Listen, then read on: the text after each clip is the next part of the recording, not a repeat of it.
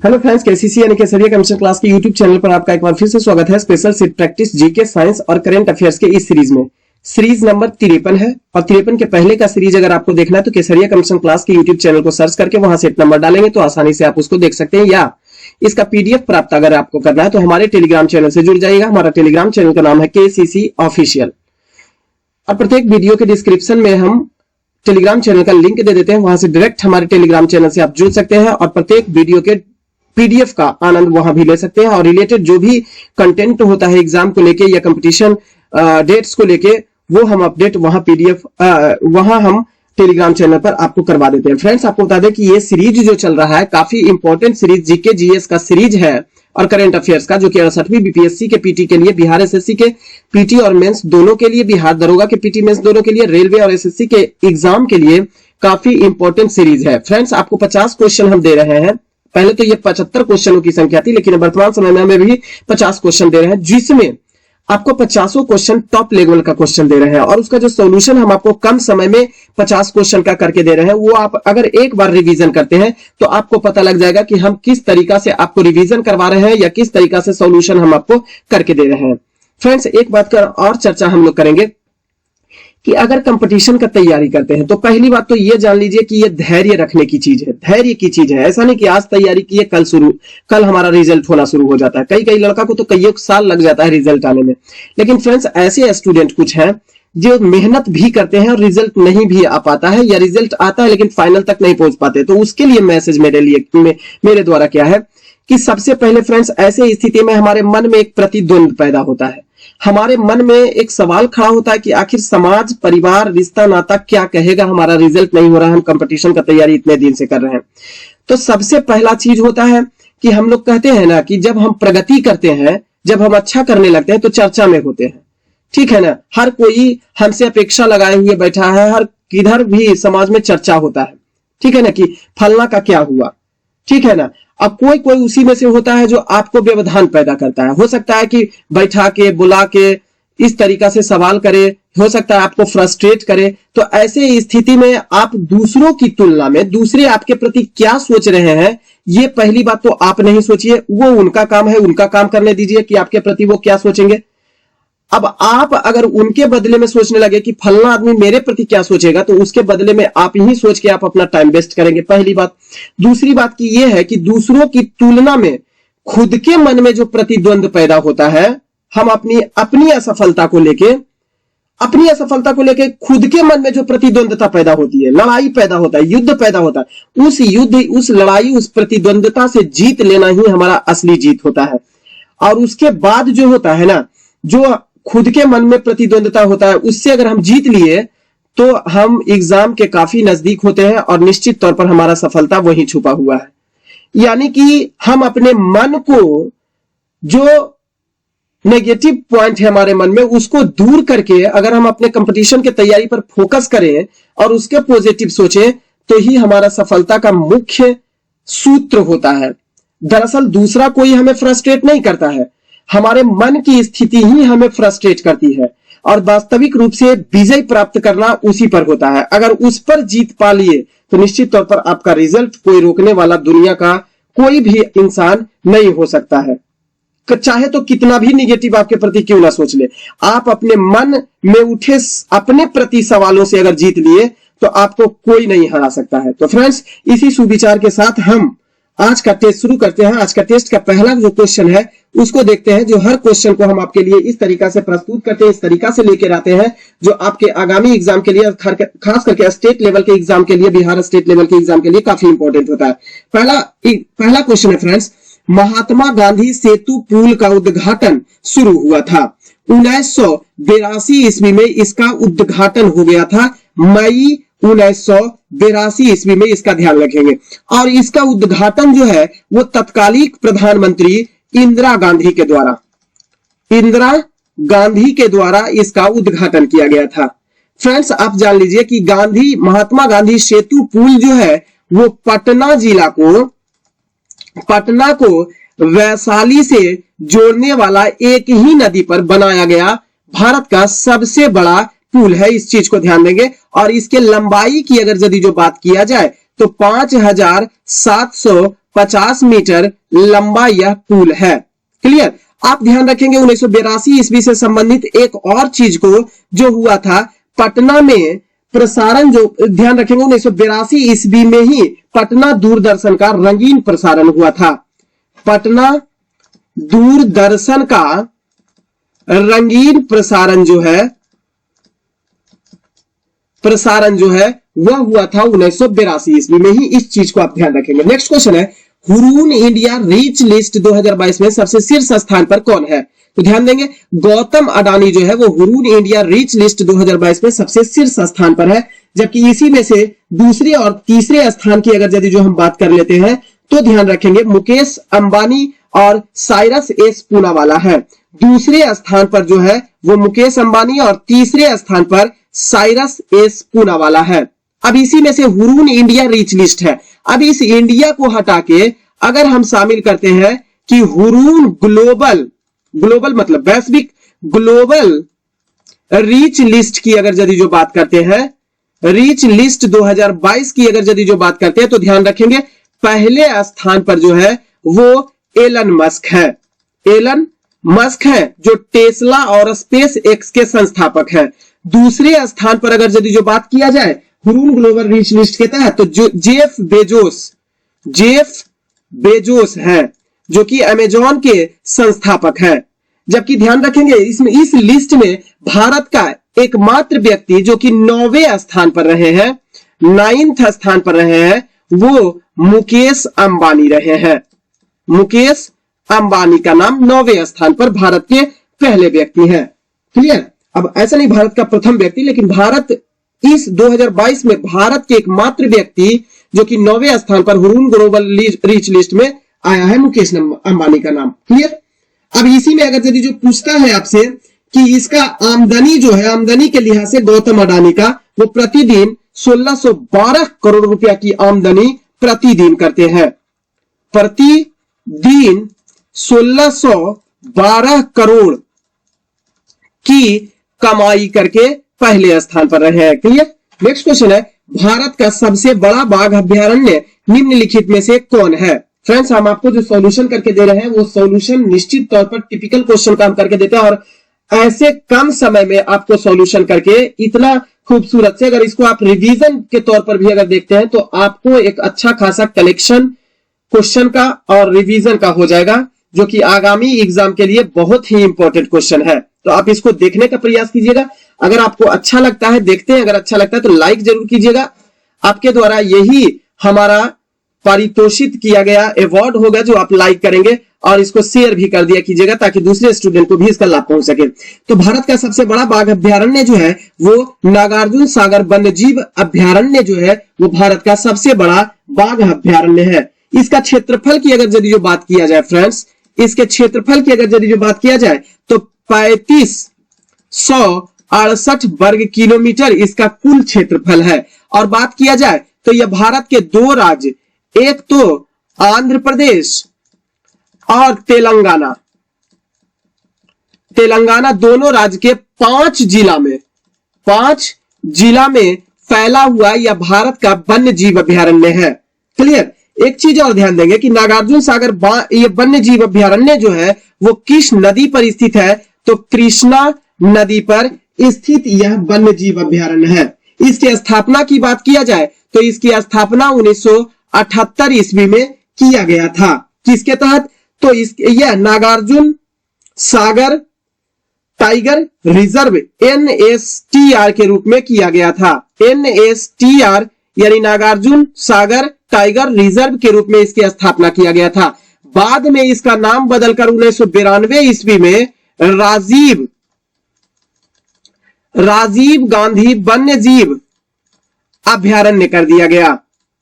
इतने चीजों को आप इससे संबंधित ध्यान रखेंगे। नेक्स्ट क्वेश्चन की बात करें, बीज बचाओ आंदोलन का संबंध किस राज्य से है? तो उत्तराखंड से, जो टिहरी जिला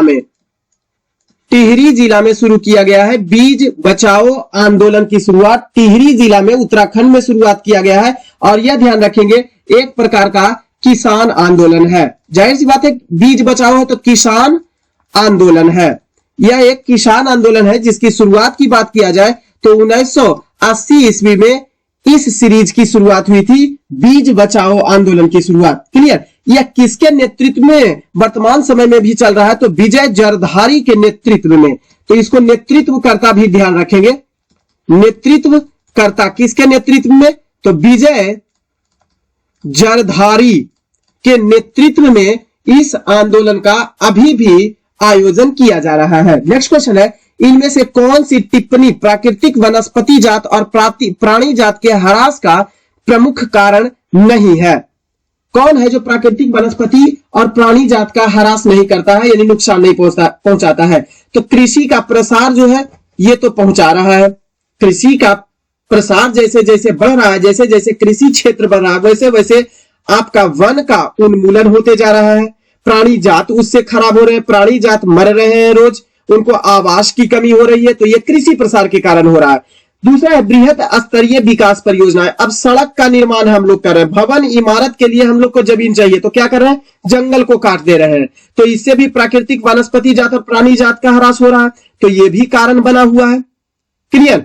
तीसरा पशुचारण और ईंधन लकड़ी एकत्रित करना। अब देखिए, पशुचारण के लिए आप पूरे पेड़ को नहीं काट सकते। पशुचारण के लिए आपको डालियां चाहिए, आपको टहनियां चाहिए, पूरा का पूरा पेड़ तो काटने की आवश्यकता नहीं है पशुचारण में। दूसरा ईंधन, जब पेड़ सूख जाएगा तो ऐसे स्थिति में सूखी हुई लकड़ी आपको चाहिए ईंधन के लिए। तो यह जो है पशुचारण और ईंधन की लकड़ियां जो है वह प्राकृतिक वनस्पति और प्राणी जात के ह्रास का कारण नहीं है। ऑप्शन नंबर सी बनेगा सही। नेक्स्ट क्वेश्चन है, बिहार की संपूर्ण क्रांति की शुरुआत किसने की थी? तो छात्रों के द्वारा किया गया था, लेकिन इसका नेतृत्व किसने किया था? नेतृत्व किसके द्वारा किया गया था?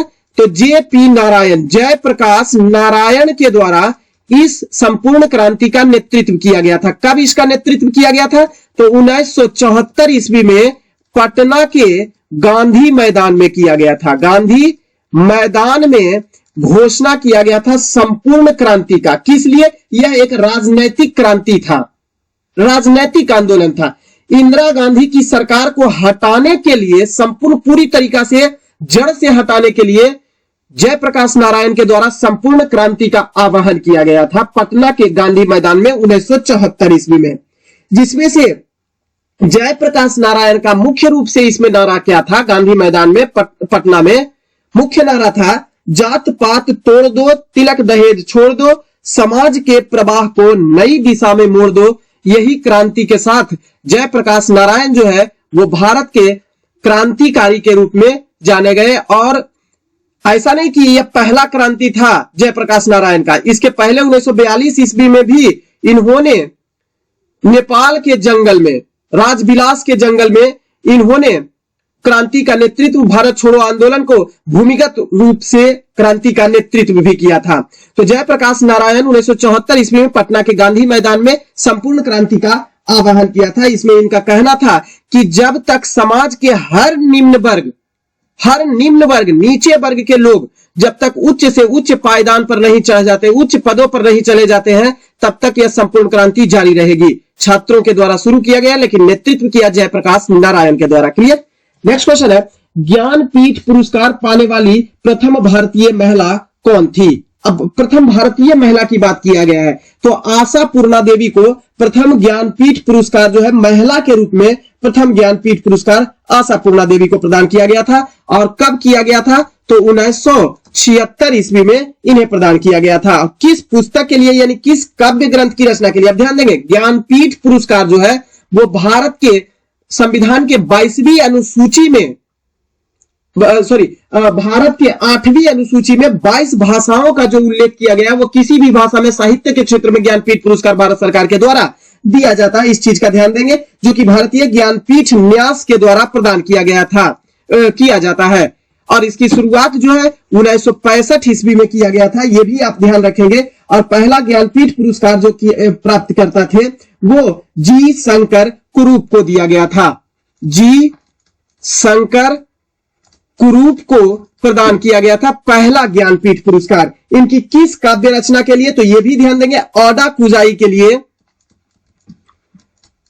ओडा कुजाई के लिए जो मलयालम भाषा का था, मलयालम भाषा के थे, जबकि आशा पूर्णा देवी जो थी प्रथम महिला जिनको यह पुरस्कार प्रदान किया गया था प्रथम प्रतिश्रुति के लिए, प्रथम प्रतिश्रुति के लिए इनको प्रदान किया गया था, जो बांग्ला भाषा में प्रदान किया गया था। क्लियर।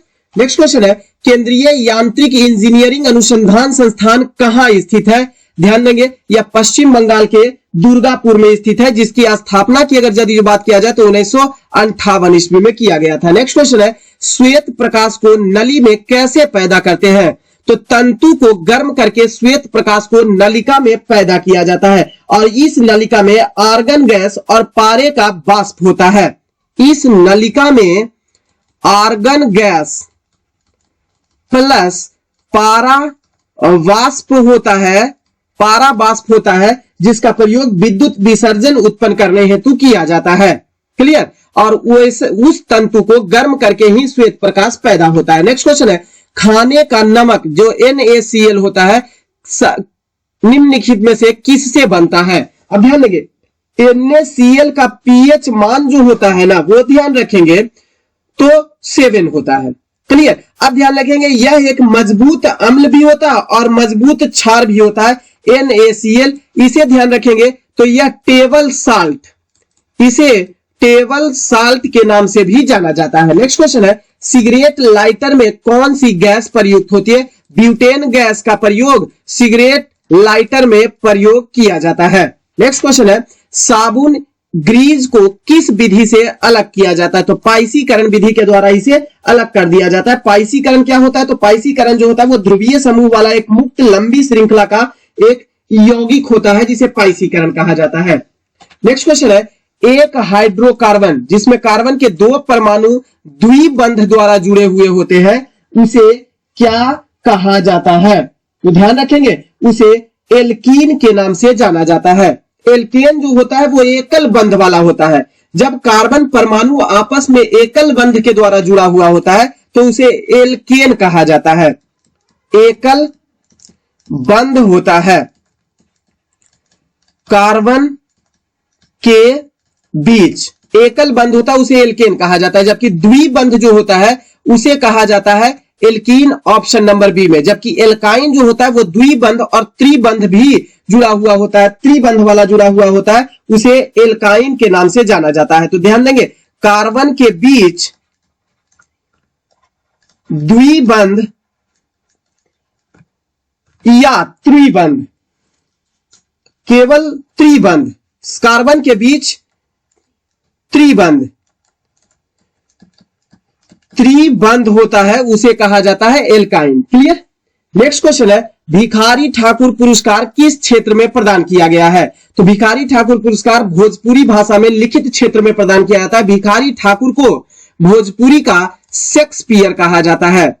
भोजपुरी का शेक्सपियर के नाम से भिखारी ठाकुर को जाना जाता है, शेक्सपियर कहा जाता है। नेक्स्ट क्वेश्चन है, निम्नलिखित पुस्तकों में से किस पुस्तक का संबंध भारत में राष्ट्रीय आंदोलन के विकास से जुड़ा हुआ है? ध्यान देंगे, गीता रहस्य की रचना जो किया गया था वो बाल गंगाधर तिलक के द्वारा किया गया था।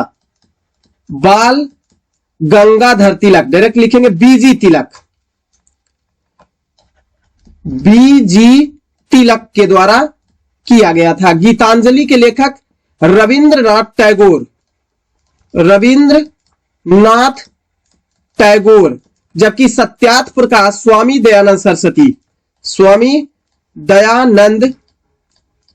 सरस्वती। आनंद मठ की रचना जो है वो बंकिम चंद्र चटर्जी के द्वारा लिखित पुस्तक है। ध्यान देंगे, यही आनंद मठ है जिसमें चर्चा किया गया है, यह भारतीय राष्ट्रीय आंदोलन से जुड़ा हुआ है आनंद मठ। अब ध्यान देंगे, आनंद मठ जो है इसका प्रकाशन 1882 ईस्वी में किया गया था। 1882 ईस्वी में आनंद मठ का प्रकाशन किया गया था। ध्यान देंगे, यही आनंद मठ है जिसमें वंदे मातरम की रचना किया गया है बंकिम चंद्र चटर्जी का। और ध्यान देंगे कि इसी आनंद मठ में सन्यासी विद्रोह का भी उल्लेख मिलता है। सन्यासी विद्रोह का उल्लेख जो है इसी आनंद मठ में प्रदान किया गया है, यह भी आप ध्यान रखेंगे। क्लियर। नेक्स्ट क्वेश्चन है, जुगनू नामक जीव के शरीर में एक ग्रंथि होता है जिससे फास्फोरस पर यह जलता हुआ प्रतीत होता है, यह पदार्थ क्या होता है? तो ध्यान देंगे, यह लूसीफेरिन नामक पदार्थ होता है, इस चीज का आप ध्यान देंगे। लूसीफेरिन जो होता है वह एक प्रकार का एंजाइम होता है जो उत्प्रेरित अभिक्रिया जो करता है, यह एंजाइम होता है, एंजाइम होता है और यह उत्प्रेरित अभिक्रिया करता है। और अभिक्रिया किससे करता है? तो वायुमंडलीय ऑक्सीजन के साथ अभिक्रिया करता है और यह जलता है। एंजाइम होता है जो उत्प्रेरित अभिक्रिया करता है, उत्प्रेरित अभिक्रिया करता है और किसे? वायुमंडलीय ऑक्सीजन से, वायुमंडलीय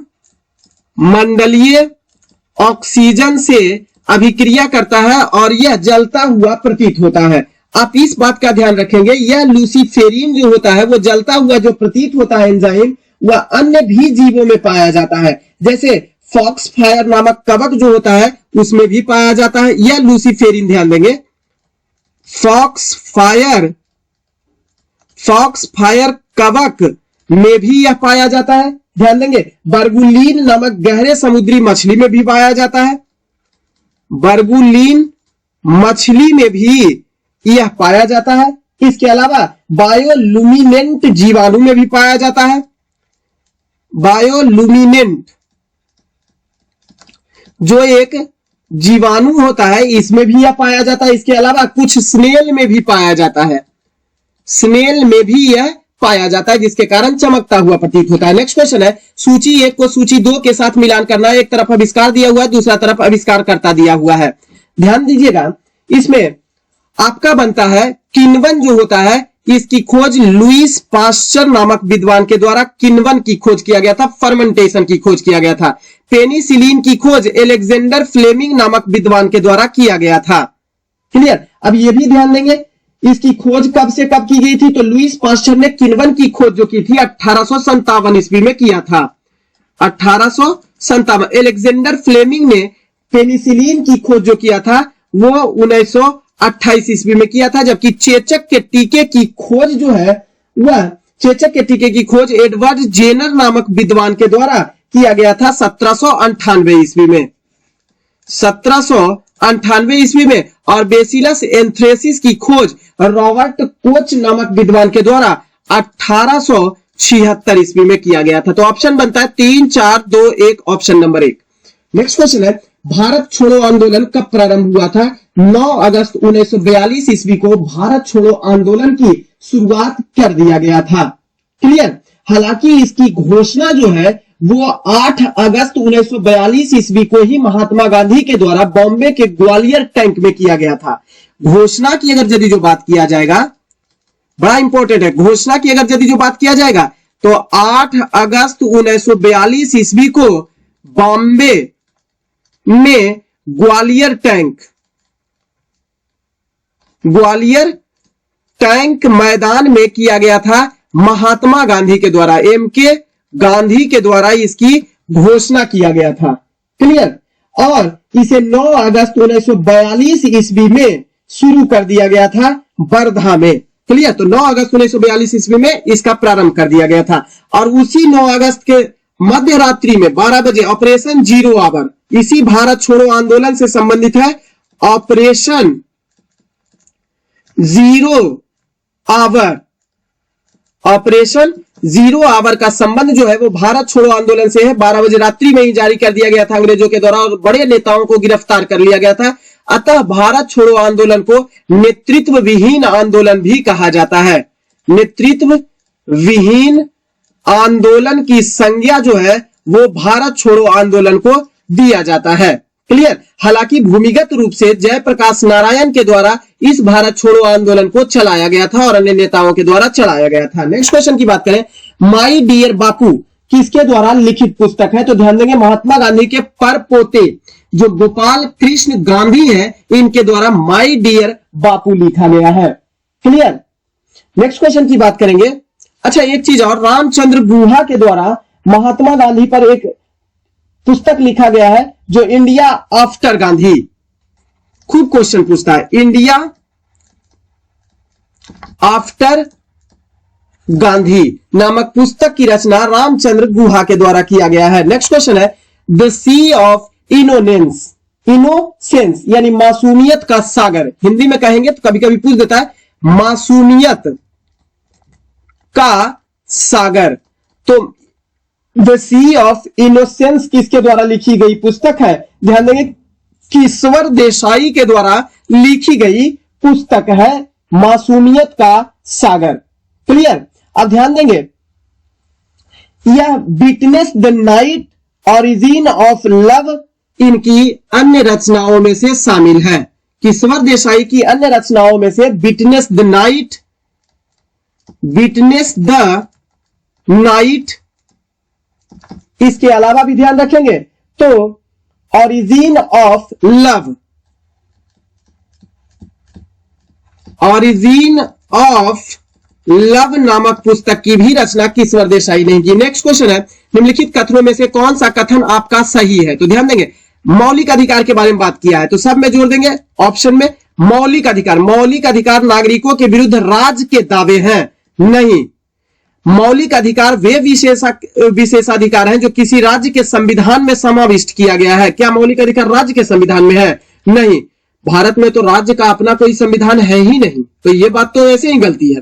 तीसरा है, अधिकार जो है यानी मौलिक अधिकार जो है राज्य के विरुद्ध नागरिकों के दावे हैं। हाँ, दावे हैं, क्योंकि मौलिक अधिकार के विरुद्ध न्यायालय जाया जा सकता है अगर राज्य इसका हनन करता है तो ऑप्शन नंबर सी बिल्कुल आपका सही हो जाएगा। नेक्स्ट क्वेश्चन, मौलिक अधिकार की चर्चा की अगर यदि जो बात किया जाए तो भाग 3 में और अनुच्छेद 12 से लेकर 35 तक के मौलिक अधिकार की चर्चा किया गया। कुल 6 प्रकार के मौलिक अधिकार की चर्चा किया गया। मूल संविधान में कुल 7 प्रकार का मौलिक अधिकार था। क्लियर? नेक्स्ट क्वेश्चन है, स्वच्छ सर्वेक्षण रिपोर्ट 2022 के अनुसार 1 लाख से अधिक जनसंख्या श्रेणी में सबसे अच्छा शहर कौन है? तो ध्यान देंगे, सबसे अच्छा शहर जो है उसकी ओर ध्यान देंगे तो ऑप्शन नंबर बी जाता है इंदौर, सबसे स्वच्छ शहर में शामिल किया गया है। क्लियर? नेक्स्ट क्वेश्चन की अगर यदि जो बात करेंगे तो ज्वालामुखी के कीप आकार के मुख को क्या कहा जाता है? तो उसे क्रेटर कहा जाता है। ऑप्शन नंबर बी पर ध्यान देंगे, उसे क्रेटर के रूप में जाना जाता है।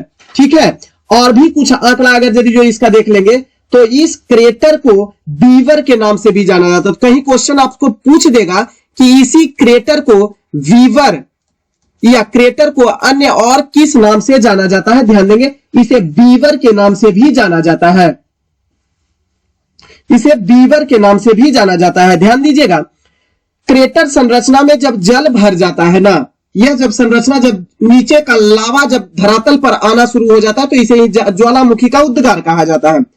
और क्रेटर का जो मुख होता है वो जब जल से भर जाता है तो उसे क्रेटर निर्मित झील कहा जाता है। तो अमेरिका का काल्डेरा झील जो है इसी का उदाहरण है। क्रेटर निर्मित झील जो है, ध्यान दीजिएगा, तो अमेरिका का काल्डेरा झील जो है वह इसी का क्रेटर के द्वारा निर्मित झील के अंतर्गत आता है। जबकि भारत के महाराष्ट्र में स्थित लोनार झील, महाराष्ट्र के लोनार झील जो है वह इसी क्रेटर निर्मित झील के उदाहरण होते हैं। क्लियर? नेक्स्ट क्वेश्चन है, बृहत्तर यानी ग्रेटर हिमालय का दूसरा नाम क्या है? उसे ही हिमाद्री हिमालय के नाम से या महान हिमालय के नाम से भी जाना जाता है। क्लियर? अब सह्याद्री की बात किया जाए तो सह्याद्री जो होता है, पश्चिमी घाट पर्वत श्रृंखला को सह्याद्री कहा जाता है। पश्चिमी घाट पर्वत श्रृंखला जो है उसे ही सह्याद्री के नाम से जाना जाता है और मुख्य रूप से यह महाराष्ट्र में स्थित है। असम हिमालय जो है उसकी ओर ध्यान देंगे तो तीस्ता नदी से दिहांग नदी तक, असम हिमालय तीस्ता से दिहांग तक फैला हुआ हिमालय है जिसे असम हिमालय कहा जाता है। शिवालिक हिमालय किसे कहा जाता है? तो शिवालिक हिमालय को पर्वत पदीय हिमालय के नाम से भी जाना जाता है। इसे बाह्य हिमालय भी कहा जाता है। बाह्य हिमालय के नाम से जाना जाता है। इसे नवीनतम हिमालय, नवीनतम हिमालय या इसे पर्वत पदीय हिमालय के नाम से जाना जाता है, यह ध्यान रखेंगे। नेक्स्ट क्वेश्चन है, निम्नलिखित में से कौन सा व्यक्ति इटली के एकीकरण से संबंधित नहीं था? तो इटली के एकीकरण से संबंधित गैरीबाल्डी, काउंट काबूर और जोसेफ मेजनी। लेकिन मुसोलिनी जो है वह इटली का एक राजनेता था। क्लियर, एक बात ध्यान देंगे, ये मुसोलिनी जो है वो इटली का एक केवल राजनेता था, इटली का राजनेता था। और मुसोलिनी नहीं, फासिस्ट का जनक इसे माना जाता है। मुसोलिनी को फासिस्ट बाद का जनक जो माना जाता है वो मुसोलिनी को माना जाता है। गैरीबाल्डी के बारे में देखेंगे तो गैरीबाल्डी के द्वारा लाल कुर्ती सेना का गठन जो है वो गैरीबाल्डी के द्वारा किया गया था। ध्यान रखिएगा, इटली के एकीकरण की तलवार जो है वो गैरीबाल्डी को कहा जाता है। इटली के एकीकरण की तलवार जो है वो गैरीबाल्डी को कहा जाता है। काउंट काबूर के बारे में देखेंगे तो इटली की समस्या को अंतरराष्ट्रीय समस्या बनाने वाला जो था वो काउंट काबूर था। काउंट काबूर के द्वारा 1871 ईस्वी में इटली का एकीकरण कर दिया गया था। तो 1871 ईस्वी में इटली का एकीकरण जो किया वो काउंट काबूर ने किया। जोसेफ मेजनी के बारे में देखते हैं तो इटली के एकीकरण का जनक कहा जाता है। इटली के एकीकरण का जनक जो है वो कहा जाता है जोसेफ मेजनी को। जोसेफ मेजनी ने यंग इटली का गठन जो है वो 1831 ईस्वी में किया गया था। इसके द्वारा, जोसेफ मेजनी के द्वारा। ध्यान रखिएगा, यह जोसेफ मेजनी तो जो था उनका ही नारा था, यदि समाज में क्रांति लानी हो तो क्रांति का नेतृत्व युवाओं के हाथ में सौंप दो। जोसेफ मेजनी का ही कथन है। एक आदमी और ध्यान रखेंगे, इटली के एकता का जनक जो कहा जाता है, इटली की एकता का जनक जो कहा जाता है वो नेपोलियन को कहा जाता है। नेपोलियन को कहा जाता है। नेक्स्ट क्वेश्चन है, कथन एक दिया हुआ और कथन आर भी दिया हुआ है। अब ध्यान देना है, ऑप्शन आपको चुनना है आंसर। वर्ष 1939 में सभी प्रांतों में कांग्रेस मंत्रिमंडल ने त्यागपत्र दिए थे, बिल्कुल सही है। कथन आर क्या कहता है, कांग्रेस ने द्वितीय विश्व युद्ध के संदर्भ में वायसराय के जर्मन के विरुद्ध घोषित कर देने के लिए निर्णय को स्वीकार नहीं किया था, यह भी बात बिल्कुल सही है। और कथन आर जो है वो कथन ए की सही व्याख्या भी कर रहा है, तो ऑप्शन नंबर ए सही होगा। नेक्स्ट क्वेश्चन है, निम्नलिखित में से भारतीय संविधान द्वारा विदेशियों को प्रदत्त मूल अधिकार इसमें से कौन सा है? ध्यान दीजिएगा, विदेशियों को भी, एक तो पहली बात तो कि भारत मौलिक अधिकार है तो भारतीयों को तो ही दिया ही जाएगा, तो ये कोई विशेषता नहीं है, भारतीयों को दिया ही जाएगा मौलिक अधिकार। इसके अलावा कौन सा ऐसा अधिकार है, मौलिक अधिकार की चर्चा भाग 3 में किया गया है। मूल अधिकार की चर्चा जो है वो भाग 3 में किया गया है। और अनुच्छेद की बात किया जाए तो अनुच्छेद 12 से लेकर 35 अनुच्छेद तक किया गया है मौलिक अधिकार की चर्चा। अब सभी के सभी जो है 6 प्रकार के मौलिक अधिकार इसमें से आते हैं, तो सभी मौलिक अधिकार भारतीयों को तो है ही, लेकिन कौन सा अधिकार है जो भारतीयों के साथ साथ विदेशियों को भी प्राप्त है? तो इसमें आप ध्यान रखेंगे 15, 16, 19, 29, 30 जो है विदेशियों को प्राप्त नहीं है। बाकी सभी जो है अनुच्छेद 15, 16, 19, 29, 30 ये विदेशियों को प्राप्त नहीं है। यहीं पर थोड़ा सा लिख लेंगे, विदेशियों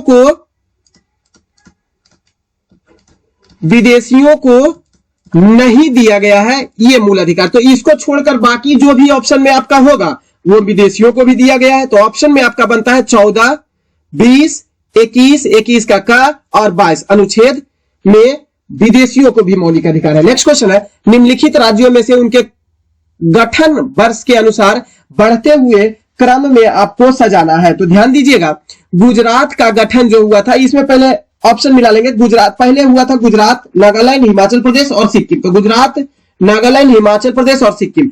तो ऑप्शन नंबर बी आपका सही बनता है। गुजरात राज्य का गठन जो हुआ था वो 1 मई 1960 ईस्वी को हुआ था। नागालैंड की अगर यदि जो बात करेंगे तो 1 दिसंबर 1963 ईस्वी को, 1963 ईस्वी को। हिमाचल प्रदेश की अगर यदि जो बात करेंगे तो हिमाचल प्रदेश का गठन हुआ था 25 जनवरी 1971 ईस्वी में, जबकि सिक्किम राज्य का गठन जो हुआ था वो 26 अप्रैल 1975 ईस्वी को, 26 अप्रैल 1975 ईस्वी को। तो ये बढ़ते हुए क्रम में है। नेक्स्ट क्वेश्चन है, अजात शत्रु के शासनकाल में प्रथम बौद्ध संगति का आयोजन किस नगर में किया गया था? तो अजात शत्रु के शासनकाल में राजगृह में किया गया था, यानी राजगीर में किया गया था। यह प्रथम बौद्ध संगति था। कब किया गया था यह भी ध्यान रखेंगे। राजगीर में 483 बीसी में राजगीर में इसका गठन किया गया था, ध्यान रखेंगे। महाकश्यप की अध्यक्षता में किया गया था, महाकश्यप की अध्यक्षता में किया गया था। जबकि द्वितीय बौद्ध संगति का आयोजन जो है वो किया गया था वैशाली में। सेकेंड का आयोजन वैशाली में किया गया था और काला शोक के शासनकाल में, काला शोक के शासनकाल में, और सावाकामी जो थे सावक मीर की अध्यक्षता में किया गया था। कब किया गया था यह भी ध्यान रखेंगे। 383 बीसी में किया गया था। जबकि थर्ड बौद्ध संगति का आयोजन जो हुआ था वो पाटलिपुत्र में हुआ था, अशोक के शासनकाल में हुआ था, और इसके अध्यक्ष जो थे वो मोगलीपुत्र तिस की अध्यक्षता में किया गया था, मोगलीपुत्र तिस की अध्यक्षता में किया गया था। जबकि चतुर्थ बौद्ध संगति का आयोजन जो है वो जम्मू कश्मीर में कुंडल वन कश्मीर में किया गया था, कुंडल वन कश्मीर में किया गया था, और कनिष्क के शासनकाल में किया गया था, ईस्वी के प्रथम शताब्दी में, फर्स्ट शताब्दी में। और इसके अध्यक्षता वसुमित्र ने की थी और अश्वघोष इसके उपाध्यक्ष थे, वसुमित्र की अध्यक्षता में, और अश्वघोष जो थे वह उपाध्यक्ष थे। नेक्स्ट क्वेश्चन की बात करें, प्रस्तावना में संविधान का क्या निहित किया गया है? तो प्रस्तावना में क्या निहित किया गया है इसकी बात की अगर यदि जो चर्चा करेंगे तो ऑप्शन है मूल दर्शन, प्रत्यक्ष लोकतंत्र, साम्यवादी स्वरूप और नास्तिक राज्य। किसकी चर्चा किया गया है? प्रस्तावना में मूल दर्शन की चर्चा भारतीय संविधान का किया गया, क्योंकि प्रस्तावना जो है वो भारतीय संविधान का कुंजी कहलाता है। यानी प्रस्तावना जब खुलेगा तभी दर्शन होगा संविधान का, यानी मूल दर्शन जो है संविधान का वो प्रस्तावना है। प्रस्तावना की ओर अगर यदि ध्यान देंगे तो यह यूएसए के संविधान से, भारतीय संविधान में प्रस्तावना को यूएसए के संविधान से जोड़ा गया, लेकिन प्रस्तावना के शब्द को ऑस्ट्रेलिया के संविधान से लिया गया। इस चीज को ध्यान देंगे। भारतीय संविधान सभा द्वारा इस प्रस्तावना को 22 जनवरी 1947 ईस्वी को स्वीकार किया गया था, स्वीकार कर लिया गया था। क्लियर? प्रस्तावना को एक बात और ध्यान देंगे कि हमारे प्रस्तावना में 3 प्रकार का न्याय जो है, प्रस्तावना में 3 न्याय की चर्चा किया गया है, और 5 प्रकार का स्वतंत्रता की चर्चा किया गया। न्याय में 3 प्रकार का कौन कौन है? सामाजिक, आर्थिक और राजनैतिक न्याय। जबकि 5 प्रकार की स्वतंत्रता में विचार, अभिव्यक्ति, विश्वास, धर्म और उपासना की स्वतंत्रता की चर्चा किया गया है। क्लियर? नेक्स्ट क्वेश्चन की बात करें तो कौन से आनुवांशिक विकार है? हीमोफीलिया, सिकल सेल एनीमिया बिल्कुल सही है, थैलेसेमिया सही है, सिजोफ्रेनिया सही है। तो सभी जो है वह आनुवांशिक विकार है। नेक्स्ट क्वेश्चन है, भारत का पहला भूवैज्ञानिक उद्यान का निर्माण किस राज्य में किया गया है? तो पहला भूवैज्ञानिक अनुसंधान का निर्माण जो है, उद्यान का निर्माण जो है वो किया गया है मध्य प्रदेश, ऑप्शन नंबर सी में। नेक्स्ट क्वेश्चन की बात करें, केरल में वेस्ट नील वायरस के रोग का प्राथमिक वाहक इसमें से कौन है? तो ध्यान देंगे, वेस्ट नील वायरस रोग का प्राथमिक वाहक जो है वो है मच्छर। क्लियर? तो ऑप्शन में आपका तो है नहीं, तो ऑप्शन नंबर ई बनेगा। इनमें से कोई नहीं है, एक से अधिक वाला ऑप्शन आपका सही हो जाएगा। ध्यान दीजिएगा, यह मनुष्य में मस्तिष्क को प्रभावित करने वाला एक न्यूरोलॉजिकल बीमारी होता है। यह जो है न्यूरोलॉजिकल बीमारी है जो मनुष्य में प्रभावित कर देता है। अब यह भी ध्यान रखेंगे, इससे संक्रमित विश्व में 80% लोग जो है वो लक्षण दिखाई इसका नहीं पड़ते हैं। क्लियर? ये मच्छर के काटने से फैल जाता है, और ध्यान देंगे यह घोड़ों में भी गंभीर बीमारी पैदा करता है। घोड़ों में भी गंभीर बीमारी पैदा करता है, यह भी आप ध्यान रखेंगे। अभी तक इसका कोई टीका का निर्माण नहीं हुआ है, कोई विशिष्ट उपचार भी इसका नहीं है, और इसका मूल प्राकृतिक वाहक जो है, मूल प्राकृतिक वाहक जो है वह है पक्षी। जब संक्रमित पक्षी, इस वेस्ट नील वायरस से संक्रमित पक्षी कोई मच्छर को अगर यदि जो काट ले तो ऐसे मच्छर में फैलता है, पक्षी से मच्छर में फैलता है और मच्छर से मनुष्यों में फैलता है। मच्छर का नाम भी याद रखेंगे तो उस मच्छर का नाम क्यूलेक्स मच्छर है। क्यूलेक्स मच्छर के काटने से यह रोग फैलता है। क्लियर। अब यह वेस्ट नील वायरस है, इसकी पहचान पहली बार कब की गई थी यह भी ध्यान रखेंगे। तो पहली बार 1937 ईस्वी में इसकी पहचान जो है वह युगांडा में किया गया था। क्लियर। नेक्स्ट क्वेश्चन की बात करें, चकदा एक्सप्रेस किस महिला क्रिकेट की बायोपिक है? Jhulan Goswami. Option number A, Jhulan Goswami की बायोपिक है जो चकदा एक्सप्रेस के नाम से जानी जाती है। ध्यान देंगे, the untold story MS Dhoni की है, अजहर है अजहरुद्दीन की, और a billion dreams Sachin Tendulkar की है। क्लियर। नेक्स्ट, अच्छा थोड़ा सा लिख देंगे, a billion dreams, a billion dreams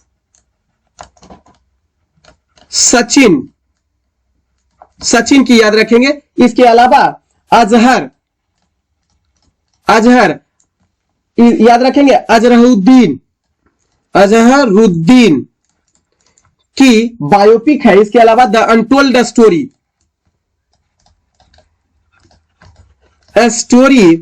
ये MS धोनी की है। क्लियर। नेक्स्ट क्वेश्चन है, कौन सा जलाशय चंबल नदी पर बनाया गया है? तो राणा सागर बांध परियोजना जो है वो चंबल नदी पर बनाया गया है। आप ध्यान रखिएगा, गांधी सागर हो गया, राणा सागर हो गया, जवाहर सागर हो गया, कोटा बैराज हो गया। राणा सागर के अलावा गांधी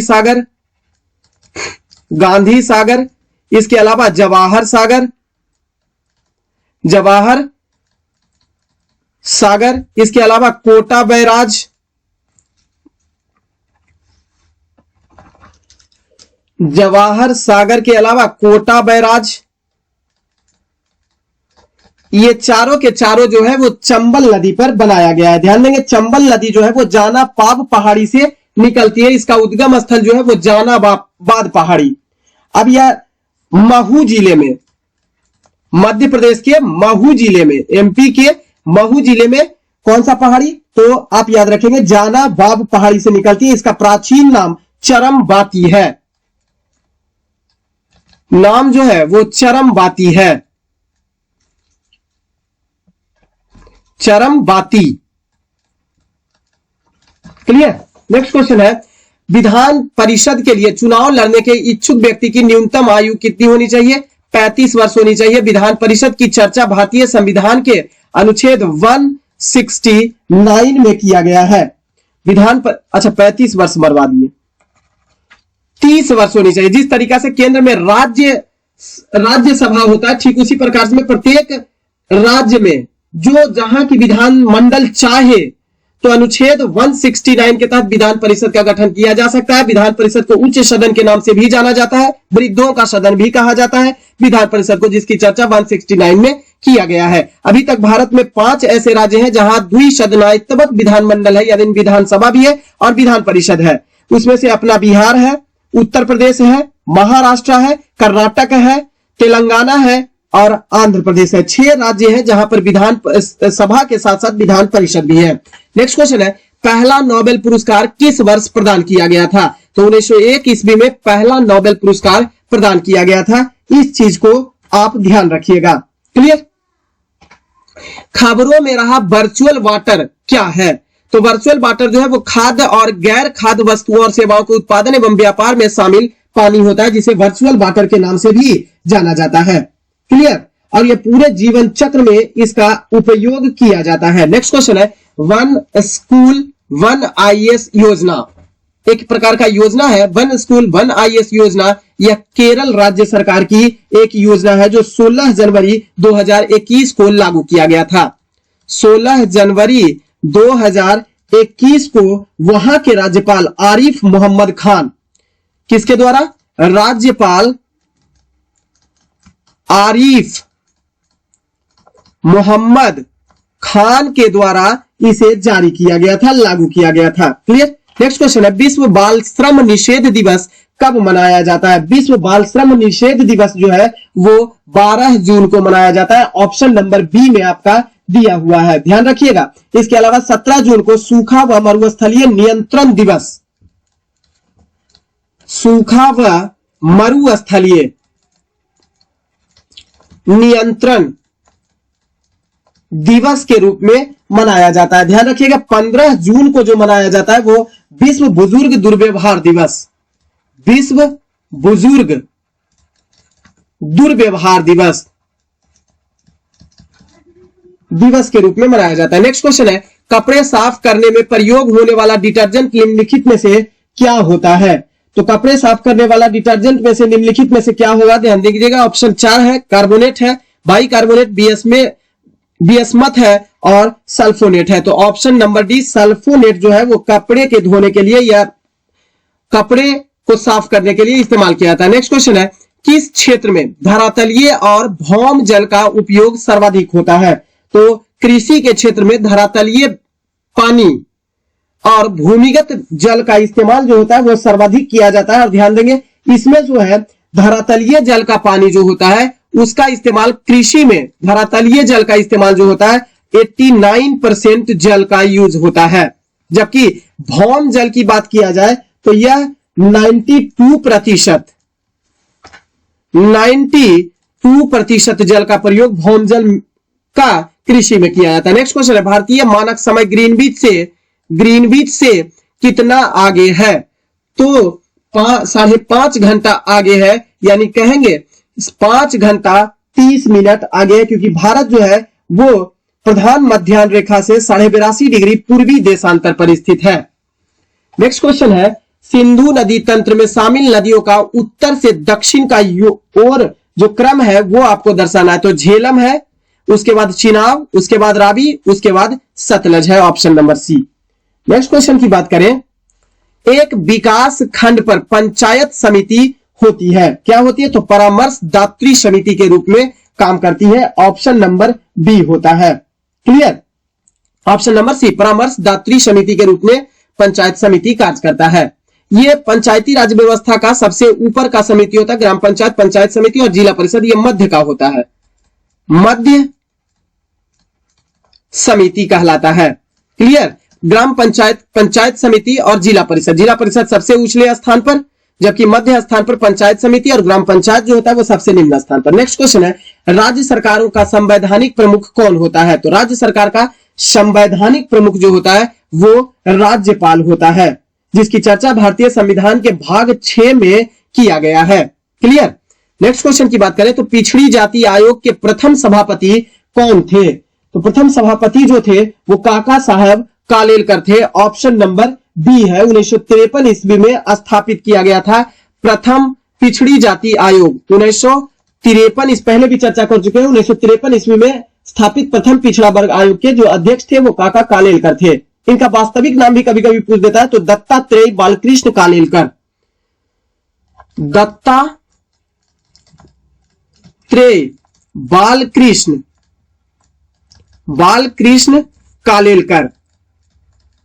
कालेलकर इसका वास्तविक नाम। नेक्स्ट क्वेश्चन है, केंद्र सरकार में उच्चतम नागरिक सेवा अधिकारी कौन होता है? तो केंद्र सरकार में उच्चतम नागरिक सेवा अधिकारी जो होता है वो मंत्रिमंडल का सचिव होता है। ऑप्शन नंबर बी में दिया हुआ है। नेक्स्ट क्वेश्चन है, भारतीय उच्चायुक्त के पद का किस अधिनियम से सृजन हुआ है? ध्यान दीजिएगा, 1919 ईस्वी के भारत शासन अधिनियम के तहत इसका सृजन किया गया है। नेक्स्ट क्वेश्चन है, पहली बार होना चाहिए, पहली बार किसके सती होने का प्रमाण किसी अभिलेख में मिला है? तो एरन अभिलेख के, भानुगुप्त के एरन अभिलेख में इसकी चर्चा किया गया है, जो 510 ईस्वी में भानुगुप्त का एरन अभिलेख की रचना किया गया था। जिसमें किसी भोज राज की मृत्यु पर उसकी पत्नी के सती होने का प्रमाण मिलता है एरन अभिलेख में। क्लियर? तो फ्रेंड्स ये 50 क्वेश्चन का सीरीज आपको कैसा रहा ये जरूर बताइएगा, आपके लिए कितना हेल्पफुल है ये भी बताइएगा, और जो कमी रह जाता है उसको भी बताइएगा ताकि हम उसको सुधार कर सके। आज की सेवा को देते हैं विराम फ्रेंड्स। आप इसको ज्यादा से ज्यादा शेयर कीजिए, क्योंकि आप ही एक ऐसा माध्यम है जो शेयर कर सकते हैं और अधिक से अधिक स्टूडेंट को इसका लाभ पहुंचा सकते हैं और आप भी आगे बढ़ सकते हैं। तो आज की सेवा को देते हैं विराम फ्रेंड्स। तब तक के लिए आप खुश रहिए, मुस्कुराते रहिए और अपनी तैयारी को बनाए रखिए। बहुत बहुत धन्यवाद।